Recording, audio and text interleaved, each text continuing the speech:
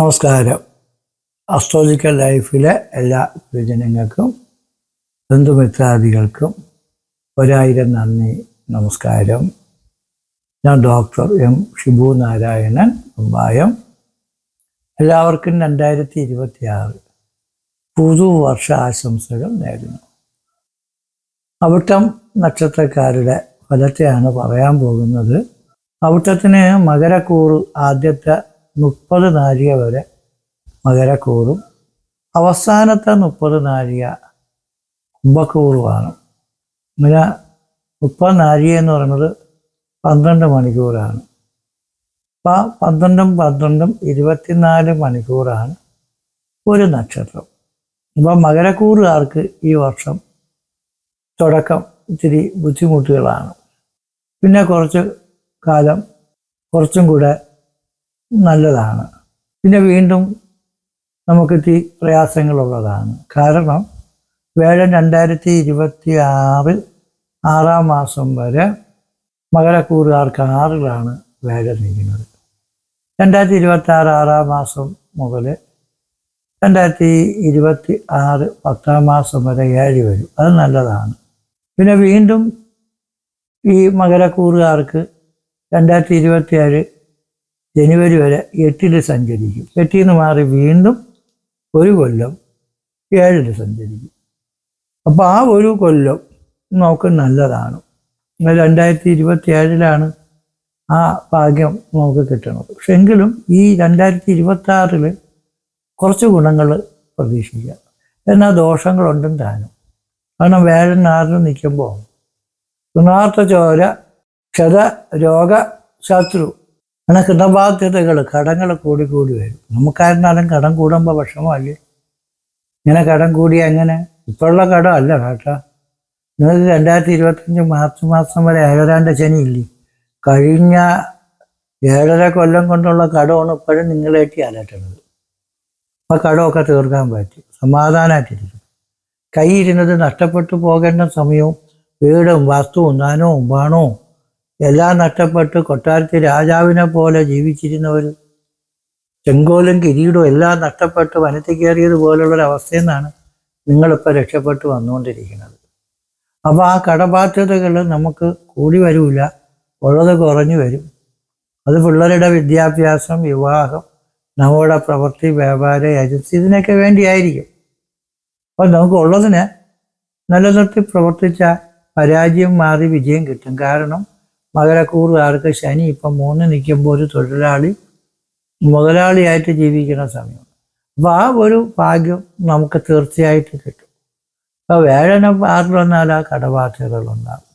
ഉള്ള കടങ്ങൾ നമുക്ക് തീർക്കാൻ പറ്റും. ചോര അത് സൂക്ഷിച്ചോളണം. മോഷണം, കള്ളന്മാർ നിമിത്തമുള്ള ചൂഷണം, മോഷണം ഇതൊക്കെ ഉണ്ട്. അപ്പോൾ നമുക്ക് വീട് വാങ്ങിച്ചു തരാം, വസ്തു വാങ്ങിച്ചു തരാം, വണ്ടി വാങ്ങിച്ചു തരാം. നമുക്ക് കൂട്ടായിട്ട് നിന്ന് ചില ഏജൻസി ബിസിനസ്സൊക്കെ തുടങ്ങാമെന്ന് പറഞ്ഞ് പാർട്ട്ണർമാരും ഫ്രണ്ട്സും ഒക്കെ നമ്മളെ പറ്റിച്ചുകൊണ്ട് പോകാതെ സൂക്ഷിക്കണം.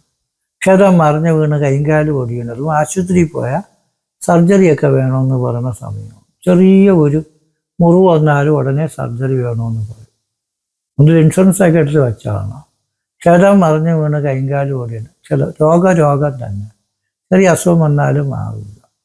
ശത്രു എന്ന് പറയുന്നത് നമുക്ക് ആരോടും ഒരു വിരോധം ഇല്ലെങ്കിലും സന്താനങ്ങൾ ശത്രു, പൈസ ഇടപാടി ശത്രു. പൊതുവെ ഈ വേഴനെന്ന് പറയുന്ന ഗ്രഹം നമ്മൾ ജനിച്ച രാശിയുടെ 6-ൽ നിൽക്കുമ്പോൾ പൊതുവേ ശത്രുക്കൾ കൂടും. അതുപോലെ ഒരു വോട്ടിന് തോറ്റുക, ഒരു മാർക്കിന് തോറ്റുക, റാങ്ക് ലിസ്റ്റിൽ കിടന്നിട്ടും ജോലി കിട്ടാതിരിക്കുക, കിട്ടിയ ജോലി നഷ്ടപ്പെട്ടു പോവുക, വാഹനം നടക്കാൻ തടസ്സം വരിക, മക്കളുണ്ടാകാൻ തടസ്സം വരിക, കുടുംബത്തിൽ അപകടങ്ങൾ, ദുർമരണങ്ങൾ, അകാല മരണങ്ങൾ, സന്തതി മരണങ്ങൾ, മാനസിക രോഗങ്ങൾ ഇതൊക്കെ പിടികൂടുന്ന സമയമാണ് വേഴ 6-ൽ നിൽക്കുമ്പോൾ. അതുകൊണ്ട് നമുക്ക് ഈശ്വരാനുകൂല്യത്തിൽ കുറയും.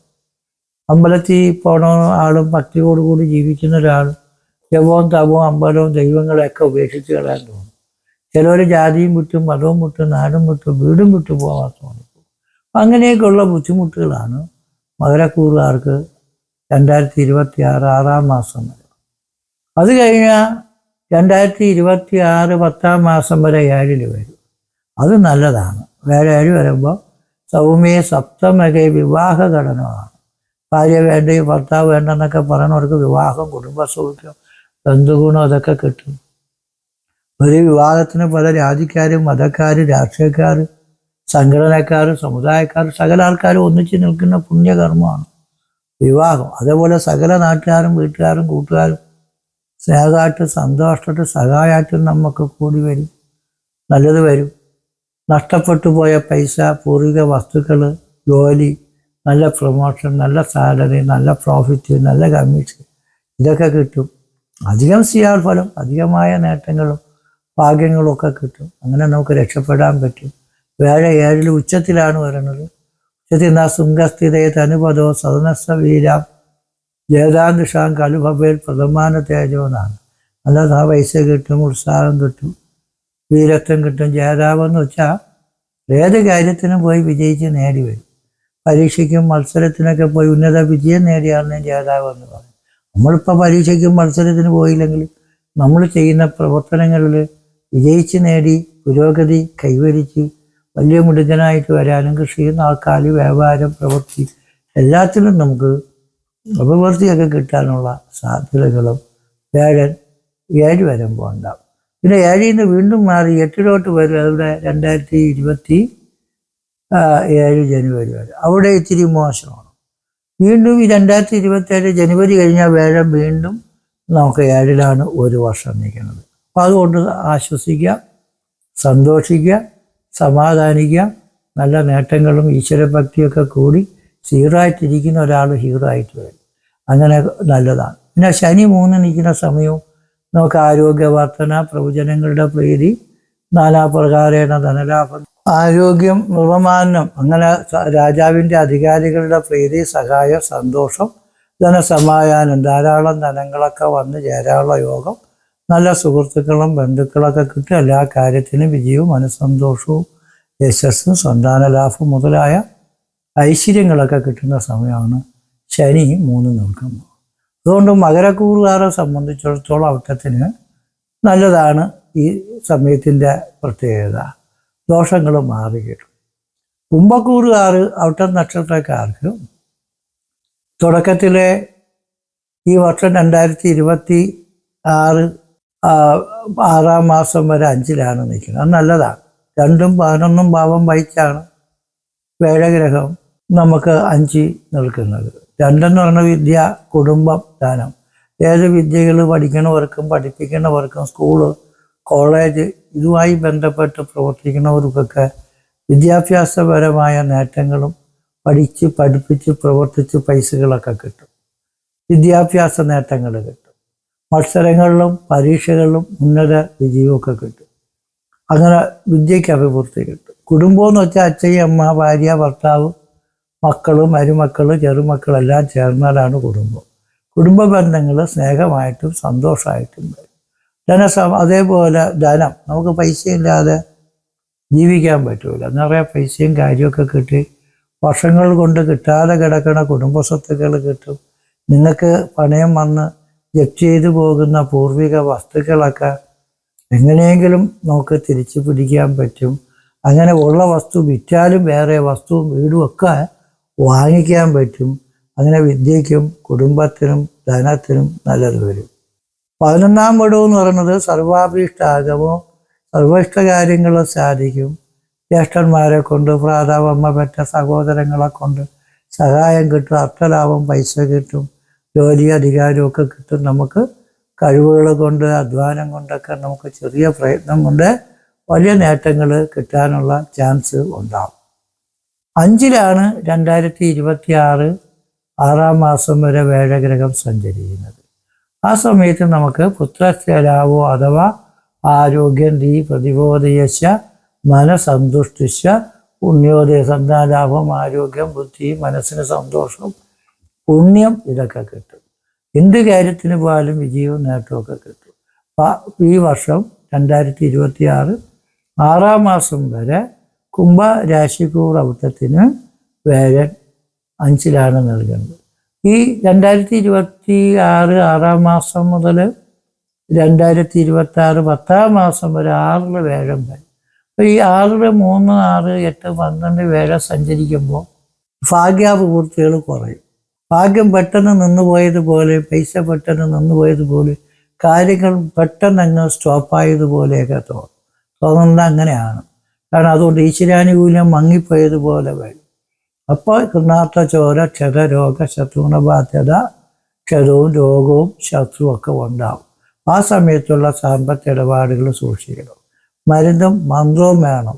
ഋണബാധ്യതകൾ, ചോരന്മാർ, കള്ളന്മാർ നിമിത്തമുള്ള മോഷണം, ചൂഷണം, ആളുകളെ പറ്റിച്ചുകൊണ്ട് പോകുന്നത്, നമ്മൾക്ക് അമിതമായ പൈസകൾ പോകുന്നത്, ആളുകളെ സഹായിച്ച് കാശ് പോകുന്നതും, പിന്നെ ഷെയർ മാർക്കറ്റ്, റിയൽ എസ്റ്റേറ്റ്, അതേപോലുള്ള മേഖലകൾ, ബിസിനസ്സുകൾ, ഗെയിമുകൾ, സൈബർ തട്ടിപ്പുകളിലൊക്കെ പെട്ടുപോകുന്നതും, അങ്ങനെ കുറച്ച് കുരുക്കുകളും ഉണ്ടാവും. സന്താനകാരകനും ധനകാരകനും ഭാഗ്യകാരകനുമാണ് വേറെ. അപ്പോൾ സന്താനങ്ങളുമായിട്ട് പോലും നമുക്ക് വിരോധം വരും. പിള്ളേർക്ക് നമ്മളെ കണ്ടുകൂടാ, നമുക്ക് പിള്ളേരെ കണ്ടുകൂടാ, അങ്ങനെയൊക്കെയുള്ള ബുദ്ധിമുട്ടുകളും ഉണ്ടാകും. പിള്ളേരുടെ വഴക്കിനെന്ന് പോലും മക്കളൊക്കെ കലപിച്ച് പോകുന്ന സമയമാണ്. അവരുടെ വിദ്യ, അതേപോലെ വിവാഹം, വിദേശ യാത്ര, ഈ കാര്യങ്ങളൊക്കെ നമ്മളെ കൊണ്ട് പറ്റുന്ന തരത്തിൽ സാധിച്ചു കൊടുക്കണം. വിരോധം കാണിക്കരുത്. അത് കഴിയുമ്പോൾ 2026 ഒക്ടോബർ മുതൽ 2027 ജനുവരി വരെ വേഴം നമുക്ക് കുംഭരാശിക്കൂറാർക്ക് 7 വരും. ആ 7 വരുന്ന കാലഘട്ടം നല്ലതാണ്. സൗമി സപ്തമക വിവാഹ ഘടന, വിവാഹ സൗഖ്യം, കുടുംബ സൗഖ്യം, ഇതൊക്കെ കിട്ടും. ഭാര്യയും ഭർത്താവും, ദാമ്പത്യവും സാമ്പത്യവും ഒക്കെ കിട്ടും. നഷ്ടപ്പെട്ടു പോയ പൈസയും ഭാഗ്യവും കിട്ടാനും, വിദേശ യാത്ര, പ്രവൃത്തി ഗുണങ്ങൾ കിട്ടാനും, അധികമായ നേട്ടങ്ങളും ഭാഗ്യങ്ങളും കിട്ടാനും ഒക്കെ നമുക്ക് യോഗം വരും. കൂടാതെ ഗുരുശുക്ര കേന്ദ്രകയുവ സുഖിതാഹസ്തത്രാതുരുവ, എത്ര രോഗിയായിട്ട് മരിക്കാൻ കിടക്കുന്ന ഒരാളാണെങ്കിലും രോഗങ്ങൾ മാറും, ആരോഗ്യം കിട്ടും, ബുദ്ധിശക്തി കിട്ടും. സർക്കാരിൽ നിന്നും ബന്ധുക്കളിൽ നിന്നും എല്ലാവിധ ആനുകൂല്യങ്ങളും സഹായങ്ങളും കിട്ടും. കലഹിച്ച് വിരോധിച്ചിരിക്കുന്ന ബന്ധുക്കളും സന്താനങ്ങളും ഒക്കെ സ്നേഹിച്ചു വരും. നല്ല നന്മകളുണ്ടാവും. മക്കളുടെയും വിവാഹം, വിദേശയാത്ര, വ്യാപാരം, പ്രവൃത്തി നേട്ടങ്ങളൊക്കെ അവർക്കും ഉണ്ടാവും. 7 ശനി അവിട്ട നക്ഷത്രക്കാർക്കും ഉണ്ട്. ഇനി ഒരു 2 വർഷത്തേക്കും കൂടെ ഉണ്ട്. അതുകൊണ്ട് ചെറിയ തടസ്സവും രോഗവും ഭാഗ്യക്കുറവും അപവാദങ്ങളും കള്ളക്കേസുകളും കുടുംബകലവും ഒക്കെ ഉള്ളതാണ്.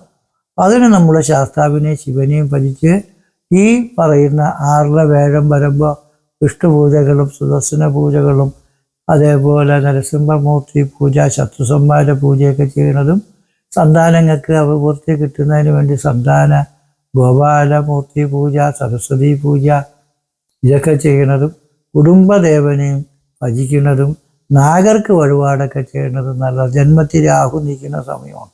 കുതിരയെപ്പോലെ നടന്നവർ പാമ്പിനെ പോലെ കയറി ഒളിച്ചിരിക്കുകയും, ഒരു ജോലി കിട്ടിയാലും ദൈവടുത്ത് വീട്ടിൽ കയറി ഒളിച്ചിരിക്കാൻ തോന്നും. ഒരു പാടാനും ഓടാനും കളിക്കാനും ചെയ്യാനും ഒക്കെ ഭയങ്കര സാമർഥ്യമുള്ളവരാണ്. ഇപ്പോൾ ഒന്നിനും എനിക്ക് വയ്യാന്ന് തോന്നി അലസത കാണിക്കാനും ഒക്കെ യോഗമാണ്. അതുകൊണ്ട് സർപ്പദോഷത്തിനും ശനിദോഷത്തിനും വേഴത്തിനും വിഷ്ണുവിനെ ഭജിക്കുകയും സർപ്പന് വഴിപാട് നടത്തുകയും, നാഗരാജ, നാഗേക്ഷി, നാഗന്യ സർപ്പദേവതകൾക്കും, കാലഭൈരവ സ്വാമിക്കും, ശനിക്ക് ശാസ്താവിനും, ഹനുമാനും, മുരുകസ്വാമിക്കും അർച്ചന, ദർശനം, വഴിപാട് ഇതൊക്കെ ചെയ്തുകൊണ്ടിരിക്കുമ്പോൾ ദോഷം മാറും. ജാതകം പരിശോധിച്ച് നോക്കണം. ജാതകത്തിൽ നല്ല ദശാകാലങ്ങളൊക്കെ ആണെങ്കിൽ ദോഷം ബാധിക്കില്ല, അപ്പം നമുക്ക് നല്ലത് വരും. അപ്പോൾ ആ ജാതകം പരിശോധിക്കുന്നതിന് ജനതീയതി, ജനിച്ച സമയം, ജനിച്ച ജില്ല, പേര്, നാള്, ഫീസ് ഇതൊക്കെ തരേണ്ടതായി തോന്നുന്നു. കാലഭൈരവ സ്വാമി ക്ഷേത്രത്തിൽ നമ്മൾ എല്ലാ അമാവാസ്യത്തോറും രാവിലെ മുതൽ രാത്രി വരെ അമ്പലം തുറന്നിരിക്കും. എല്ലാ ദിവസവും രാവിലെ ഗണപതി പൂജ, 10 മണിക്ക് മൃത്യുഞ്ജയ ഹോമം, വൈപ്പുതിർക്കൊക്കെ ബലി തിരുഹോമം, 4 മണിക്ക് യമരാജ പൂജ, സർപ്പപൂജ, കൂട്ടും പാട്ടും ഒക്കെ ഉണ്ട് സർപ്പത്തിന്. 5 മണിക്ക് ഭദ്രകാളി പൂജയും, 6 മണി തൊട്ട് 7 മണി വരെ പാല്, തൈര്, വെണ്ണ, കളഭം, കുങ്കുമം, കരിക്ക്, തേന്, പരനീര്, വിശിഷ്ട ദ്രവ്യങ്ങളെ കൊണ്ടുള്ള അഭിഷേകങ്ങളുണ്ട്. പുഷ്പാഭിഷേകം, ഭസ്മാഭിഷേകം, ദീപാരതി മുതലായ കാര്യങ്ങളും ഭക്തന്മാർ സമർപ്പിക്കുന്ന ദ്രവ്യ കലശാഭിഷേകങ്ങളും പൂജകളും ഒക്കെ നടത്തി പോരുന്നുണ്ട്. ഈ പൂജയിൽ പങ്കെടുക്കാൻ താല്പര്യമുള്ള ഭക്തജനങ്ങൾ വാട്സപ്പിലേക്ക് മെസ്സേജുകൾ അയക്കുക. നിങ്ങൾക്ക് എന്തായിരുന്നാലും ഈ 7 ശനിയുടെ ദോഷങ്ങൾ കുംഭരാശിക്കൂറുകാർക്കുണ്ടെങ്കിലും മറ്റ് ഗ്രഹസ്ഥിതികളോ അനുകൂല ഫലങ്ങളും നമുക്ക് പരിഹാരം കൊണ്ടും പ്രാർത്ഥന കൊണ്ടും നമ്മുടെ ശ്രദ്ധാഭക്തി പുരസ്സരമുള്ള ജീവിത ശൈലി കൊണ്ടും നമുക്ക് മാറ്റിയെടുക്കാൻ പറ്റും. എല്ലാവർക്കും നല്ലത് വരട്ടെ എന്ന് പ്രാർത്ഥിച്ചുകൊണ്ട് നിർത്തുന്നു. നന്ദി, നമസ്കാരം.